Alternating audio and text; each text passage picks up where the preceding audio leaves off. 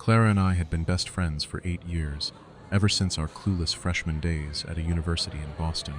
We had survived the toughest times together, living in a cramped, damp rental apartment and splitting freezing convenience store sandwiches during bitter, snow-covered winter nights.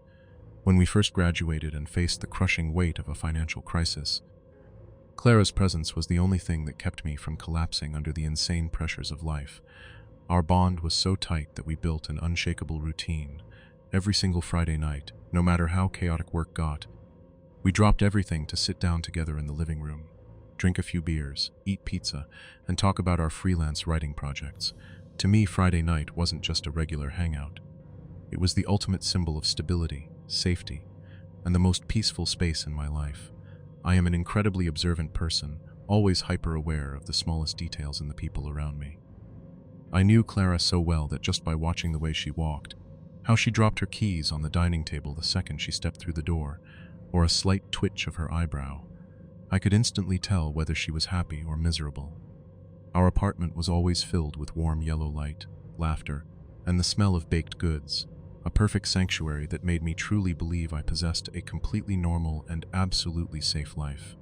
But that familiar, peaceful rhythm shattered completely on a late, grueling Friday night 2 weeks ago.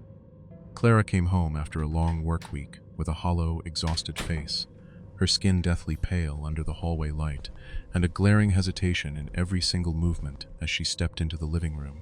The air in the room instantly dropped, turning strange, tense, and suffocating the moment she sat down on the sofa. She didn't show an ounce of excitement about the pizza I had just bought like she usually did. Instead, she kept tapping her phone, mindlessly scrolling through the cold screen. When I asked her how things were going at the newsroom, she jumped, nearly dropping the glass of water in her hand, and rushed out a few dismissive words in a completely strained voice. Clara avoided my eyes entirely, her gaze darting restlessly, occasionally staring intently out the window down at the dark, desolate street below the building. I could clearly see her fingers trembling as she held her glass, her entire body recoiling, curling into the couch as if trying to shield herself from some hidden danger lurking in the shadows. Right then, her phone notifications started ringing repeatedly, chime after chime, piercing through the terrifying silence. Instead of answering, Clara aggressively flipped the phone face down on the wooden table, locked her hands together tightly, and didn't utter another single word. To relieve the suffocating, tense atmosphere that was choking both of us, I suggested a short getaway. We decided to rent an isolated cabin nestled deep in the dense woods of rural Oregon for a week-long vacation, hoping nature would help Clara find her balance. On our first night at the cabin, the surrounding area was dead quiet, with nothing but the wind rustling through old pine trees and insects chirping outside the window. Since there wasn't a single soul around and cell service was completely spotty, I decided to open my laptop to finish up some late-night work. The two of us shared a cloud storage account to easily swap documents and writing scripts ever since our college days. While searching for an old file, my eyes caught an untitled draft note that had been automatically synced just a few hours prior. Curious, thinking it was a new comic concept or a script Clara was working on, I clicked to open the draft. But what stared back at me wasn't a piece of fiction. It was a chillingly detailed log about me.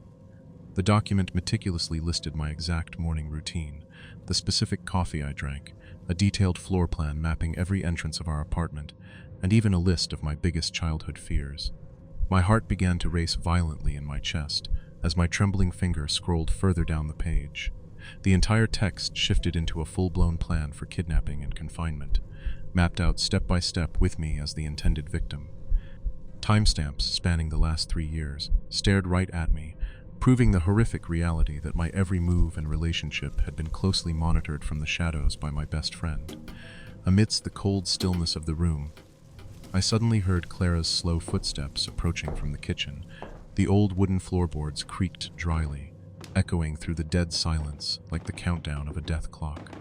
My surroundings instantly turned into a death trap, surrounded by pitch-black woods, absolutely zero cell service, and the lone car parked outside as my only escape route. Panic spiked as I slammed my laptop shut, trying to keep my breathing steady, even though my palms were drenched in cold sweat. My heart stopped as I realized that the person casually walking up behind me was no longer the best friend I had known for 8 years.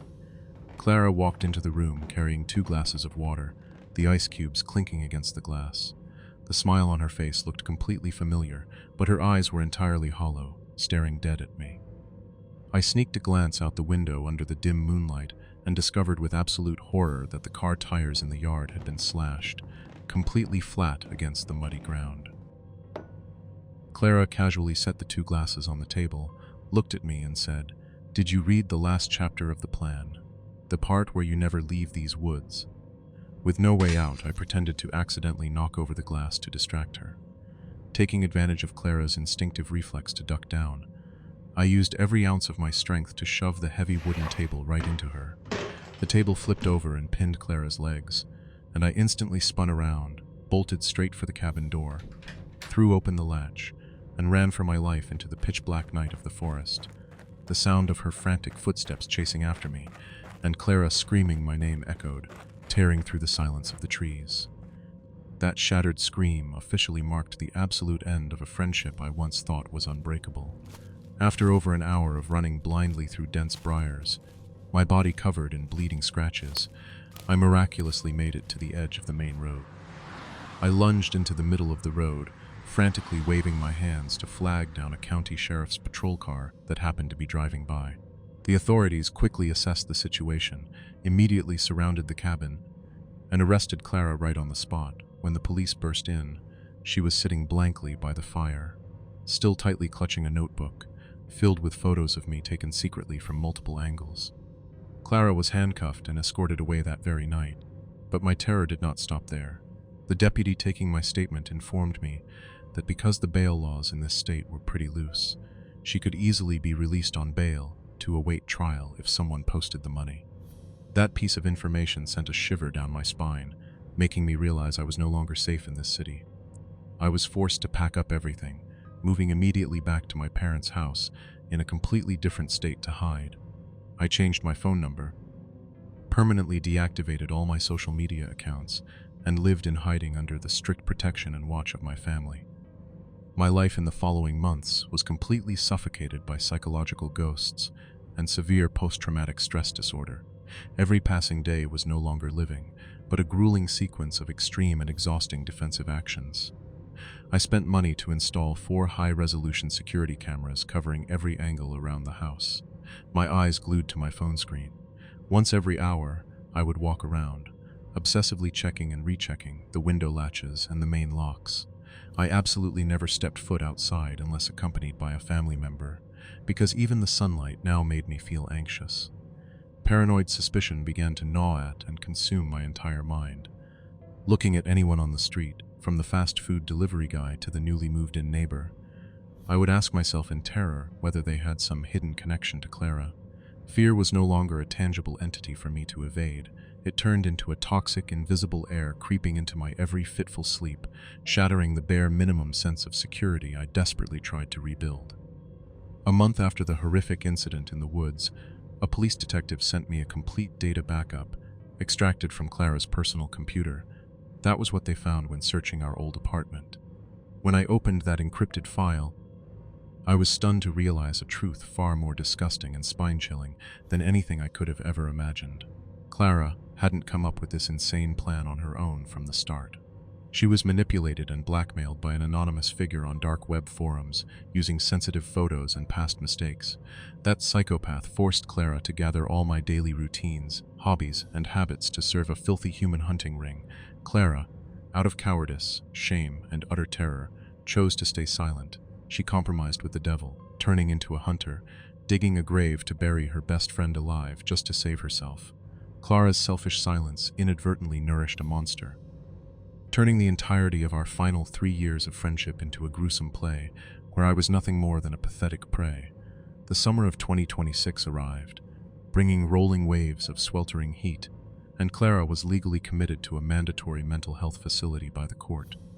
I began attempting to pick up the shattered pieces of my memory and learn how to return to a normal human routine.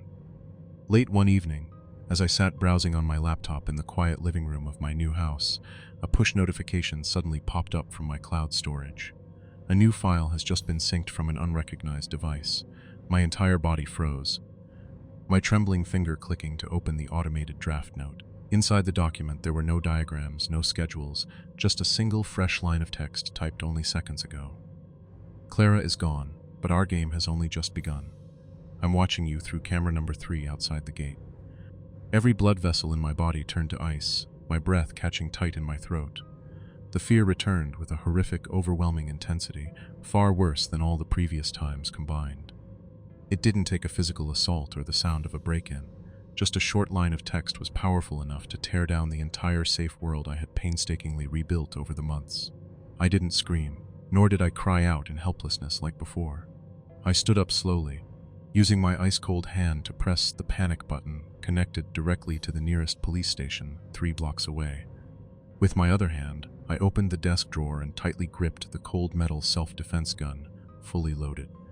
I understood that I would have to live with this invisible threat, maybe for a year, 10 years, or for the rest of my life. Extreme vigilance was no longer a sudden choice. It had become an obligatory survival instinct to keep me alive. The broken relationship with Clara left a deep necrotic scar in my soul, teaching me a costly lesson about never blindly trusting the peaceful facade of anyone around me. Pay close attention to the smallest changes, the unusual glances, or the suspicious silences from those right next to you, because sometimes the one secretly digging a grave to bury you alive is the exact person smiling and holding your hand every day.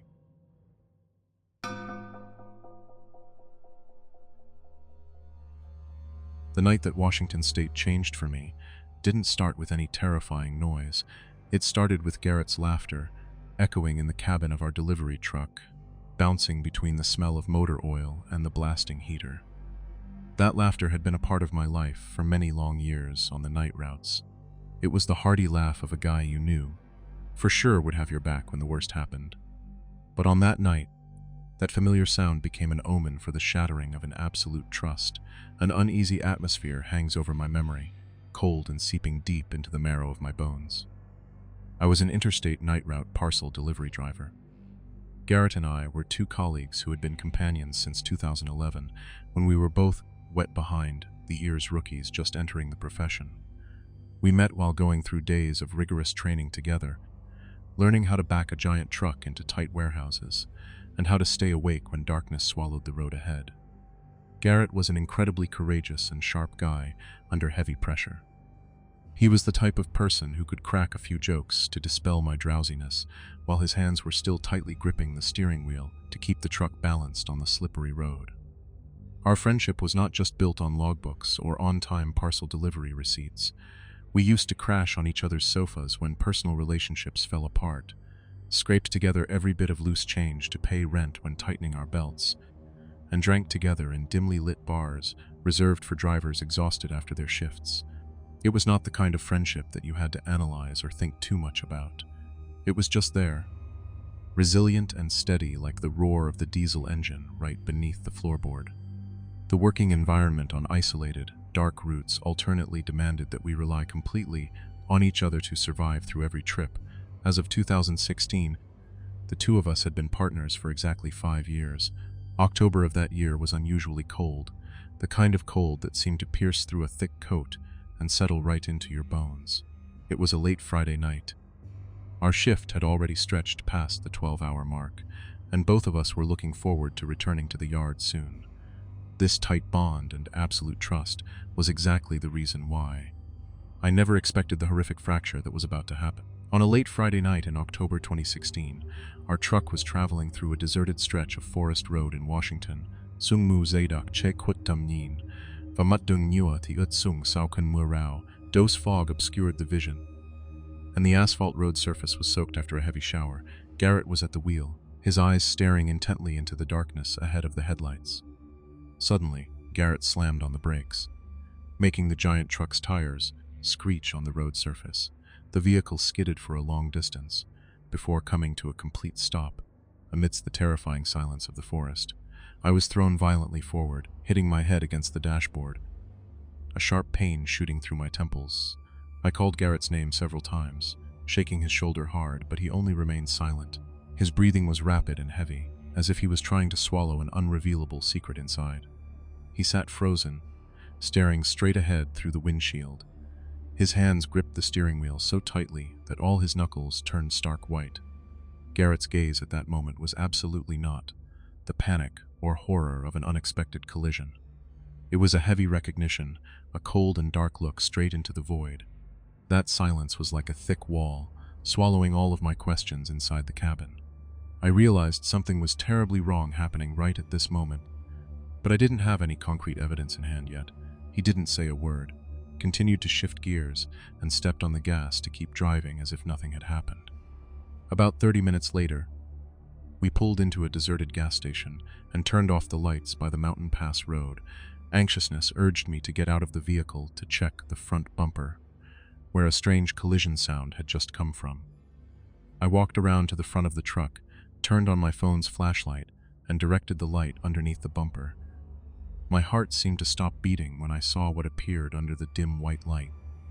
Under the chassis was covered with streaks of fresh blood dripping onto the asphalt surface, and a long patch of a woman's hair was tightly jammed in the front bumper. "What are you looking at?" Garrett's voice rang out suddenly right behind my back. He stepped out from the darkness of the gas station, pulling his baseball cap down to cover half of his face. Without waiting for my answer, Garrett looked straight into my eyes and dropped a bone-chilling sentence. He confessed that the victim who had just been hit under the wheels earlier was his mortal enemy. "Thanks for coming with me tonight," Garrett whispered, a distorted smile appearing on his lips. "All phone GPS and logbooks prove that you are the one who has been driving this vehicle since this evening." Garrett's confession struck my head like a hammer, turning a traffic accident into a cold-blooded, premeditated murder plan. And even more sickeningly, he had turned me into the perfect scapegoat for his crime without my knowing. Garrett pressed close to me, forcing me to stay silent if I wanted to keep my life and protect our 5-year friendship. I stood frozen in the cold of the Washington night, completely trapped between moral duty and betrayed personal loyalty. The days following Garrett's confession felt much heavier, as if the air itself carried a weight. At work, his psychological state changed noticeably. Garrett became sullen, reticent, and always looked at me with a scrutinizing, highly vigilant gaze. He was only half present in the truck, his eyes constantly scanning dark corners and alleys as we moved. I reassured myself that it was just a temporary paranoia from his guilt and panic. But that hypothesis began to crumble on a Tuesday afternoon. During one of our routine delivery runs, we were rolling down a deserted avenue when I noticed a black SUV in the left lane, maintaining a perfect speed to tail us. Normally, I wouldn't think twice about vehicles driving parallel to or shadowing my truck. But when we turned into a small, deserted street heading toward the suburbs, that car also turned in exact accordance. A few blocks later, when we proactively changed our route due to a construction site, that SUV appeared again in the rearview mirror. It maintained a perfect distance, not too close to draw attention but never losing sight of the truck. "Do you see that car?" I asked softly. My eyes still fixed on the rearview mirror, Garrett glanced backward for a brief moment without turning his head. "Yeah, just ignore it." His voice was flat, ice-cold, and contained not a shred of surprise. That was when I realized he had noticed its presence beforehand, and he knew exactly what it was. This terrifying repetition did not stop there. Throughout the following week, that black SUV appeared 2 more times in the exact same manner. Once while we were parked outside the parcel warehouse, and once when we were returning to the dispatch station at dawn. Each time, it would linger long enough for me to be certain I wasn't mistaken, then quickly disappear into traffic like a ghost. That suffocating feeling squeezed my chest, like an invisible gun barrel pointing straight at the back of my neck from behind the glass. The danger was no longer a vague threat from Garrett's story. It had become a direct stalking experience targeting my life. Then the overt and ruthless message finally arrived. It was a bone-chilling Friday morning. I had just finished the paperwork at the office and was preparing to go out to the company parking lot. The fleet manager's voice suddenly called out sharply, stopping me from the side of the building. "You need to come out here and see this right now." I followed him with mounting anxiety, walking over to the side of our delivery truck. My heart seemed to skip a beat, my hands and feet turning ice-cold inside the thick protective gloves. Scrawled in spray paint with bright red, glossy letters on the cabin door was a violent line of text. "You open your mouth, you're next." The paint was still very fresh, glistening and dripping under the parking lot security lights. Those words seemed to vibrate in the freezing air, sharp and ruthless like a dagger, plunged straight into my mind. The only safe space, the job that fed me every day, had been violently violated. The perpetrator out there knew exactly who I was, which vehicle I drove, and where I worked. The manager didn't ask me many questions. He immediately called the police to file a report for investigation because this was a serious threat. When the police officers arrived to take photos of the scene and asked if we had made any enemies recently, I kept my answers very brief and guarded. But in my head, Garrett's statement that night at the gas station echoed like a tape playing on loop. When I met Garrett in the break room and told him about the spray paint as well as the police involvement, his face darkened with anger. "You reported it to the manager and called the police?" He growled, every muscle on his face twitching with restraint. "I had to do it. This is no longer just your private business. They are threatening my life right at my workplace." I tried to push back against the pressure and spoke up loudly. Garrett immediately shouted, slamming his hand hard onto the wooden table. "You don't understand a damn thing. The more attention you draw from the police, the faster they will come to finish both of us off." For the first time in our 5 years of being best friends, the atmosphere between us became hostile and toxic to a suffocating degree. The close, brotherly relationship officially turned into a covert confrontation filled with hatred, suspicion, and mutual fear. I took an action that could not be retracted. On a late afternoon, while Garrett was resting on the back bench of the truck, I secretly submitted the dashcam recording file to the police department investigator. It was my survival decision, but to Garrett it was an unforgivable betrayal. When the police began asking deeper questions based on that evidence, Garrett immediately realized who had provided the clue. He looked at me with an ice-cold gaze, as if looking at a traitor who deserved to die. "You tied the noose for both of us with your own hands," he growled in the dispatch station break room. His resistance and resentment made me understand that we were officially no longer standing on the same side. The team structure completely collapsed, turning the two of us into holders of two opposing versions of a bloody truth. No violent confrontation or heated argument occurred at the climax of the story. The explosion I feared never came. Instead, it was replaced by a much more ruthless and suffocating silence. On the next shift of the following week, Garrett suddenly submitted his resignation without an explanation and completely vanished from the city. He left without warning me, without a word of goodbye, simply evaporating into thin air. When I walked into the locker room, Garrett's personal locker still stood half open. Inside, there was only an old pair of boots covered in dried mud, standing isolated as if he would return at any moment, but he never came back. Garrett's sudden withdrawal and absence were the clearest evidence of the severity of the threat out there. He was running to save his life, and he had taken the only answer along with him. I completely lost the ability to control my own story. I fell into a feeling of ultimate helplessness as the horrific secret was buried forever in a terrifying silence. 2 years have passed since that fateful night on the deserted forest road in Washington state. Time just glided by, but that year's horrific event has never left my mind for even a single moment. It has been deeply embedded in my consciousness, becoming a part of the dark burden that I must carry every day. The night route delivery driving job still continues, but everything for me is no longer the same as before. Now, even the smallest everyday details can become triggers, activating memories and extreme anxiety.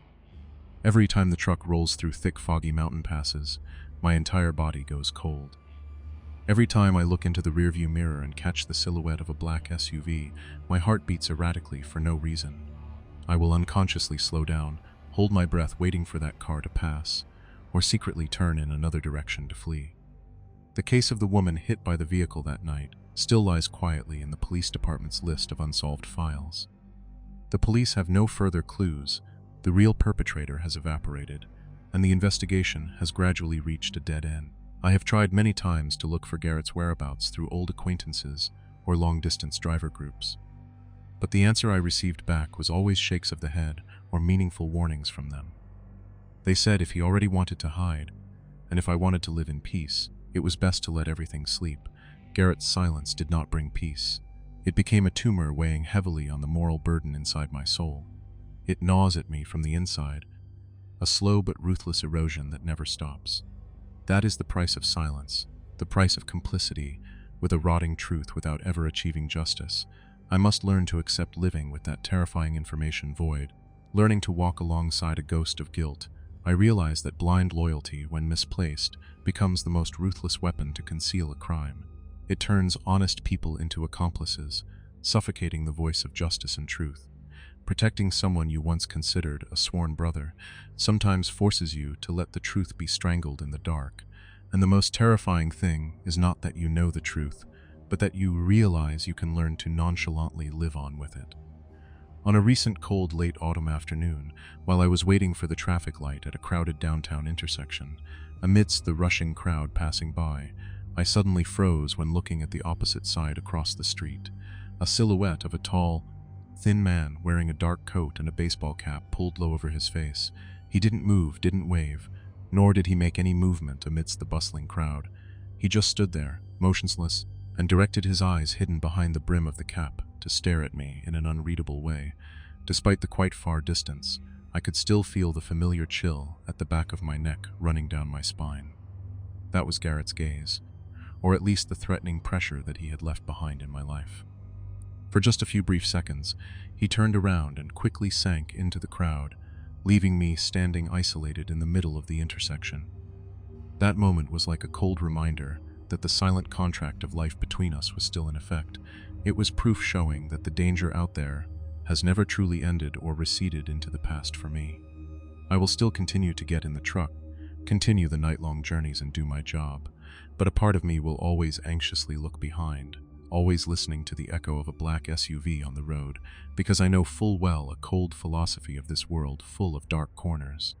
There are horrific stories that never truly end, they just stop being retold.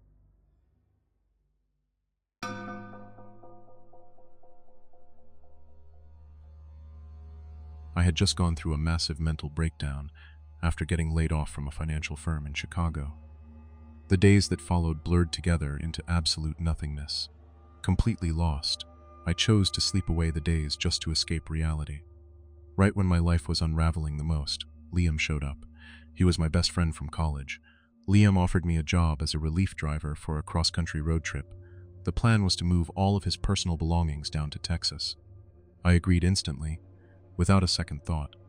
I thought a clear route and a structured task would help me regain a sense of stability. But that very desire for structure was the trap that lured me into a deadly system of control.